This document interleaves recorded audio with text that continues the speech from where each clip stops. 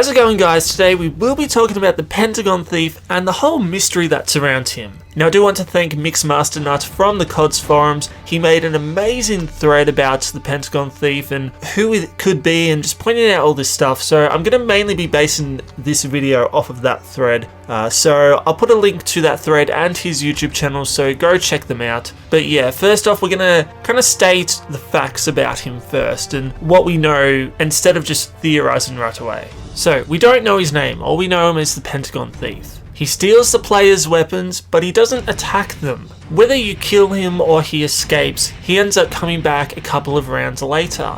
He has yellow glowing eyes just like the zombies. The tattoos on his face match up with those of Dr. Clark from the campaign. He has Illuminati markings on his coat and some other markings that can match up with a certain note that you can find on Kino. He's only visible to the player he is targeting, and if you can't see him, he's just a red mist.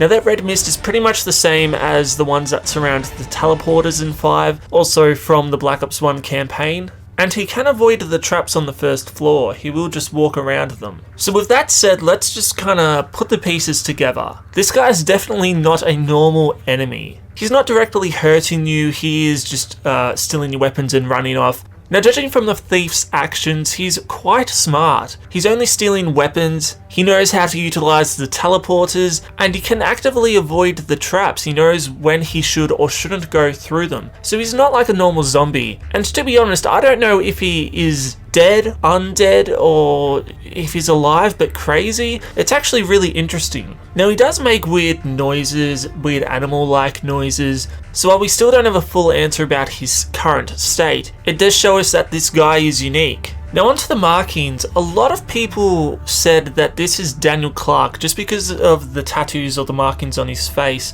are exactly the same. And I don't think that is it, because Treyarch like to reuse models a lot. You know, if that's the case, then George Romero is Daniel Clark because it has the same body as him. The ghost from Buried is clearly Samantha Maxey's because they look so similar, so it's not fair to really use that point. It's also worth noting that he does have a similar face to Steiner from the Black Ops 1 campaign, but again, that shouldn't be anything. Now onto his body, he has a Group 935 emblem on his back. Now, to me that suggests that it's a 935 employee, but I do believe someone on the thread did say that it could be that he picked it up before any of this happened. And while that could be true, I do think, you know, they're making a point here, like it's very distinctive. So he was either a 935 member or sort of like an ally, I guess, you know, using them but not exactly working for them.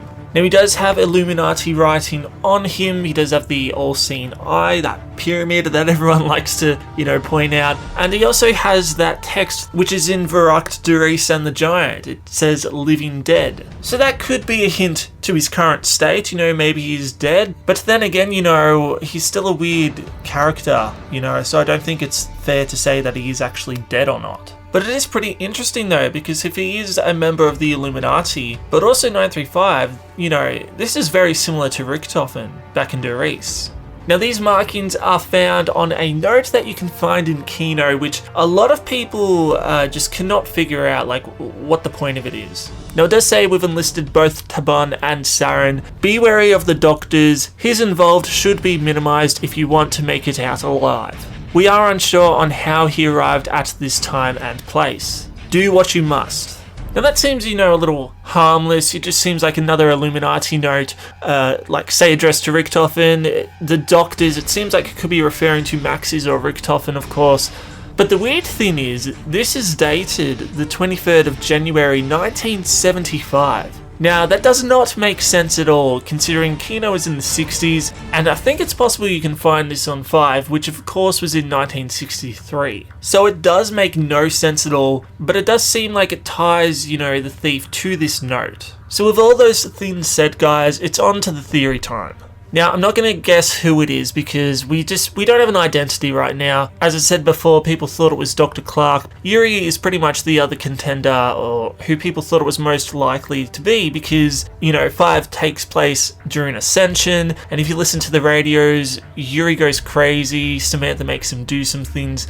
We don't know what happens to him after that. So a lot of people thought that he somehow became this thief, he stole these weapons, But again, that is all conjecture. It's, none of it is proven, so I'm not going to even try to say who it is. But I am going to try and talk about the circumstances around him pretty much. So I'll start off by saying I think this guy is a bit of a time traveler. Now why I say that is because he constantly reappears no matter if you kill him or not, or if he escapes. Usually, boss zombies that come back are usually nameless ones. There's usually numerous ones. The only exceptions to that is, of course, George. We don't actually kill him. He retreats to water. But also the thief. I don't think there's multiple guys dressed exactly like him that just happen to keep doing this. I think, this is just one guy. But the fact that he dies and he can keep coming back, a lot of people are going to say that's a gameplay feature, but I don't think so. I think, it suggests that he can kind of control when he comes, or, there's just multiple versions of him always going to come through the teleporters in the Pentagon in 5. Now, another reason why I say this is also because of the note, the weird Kino note.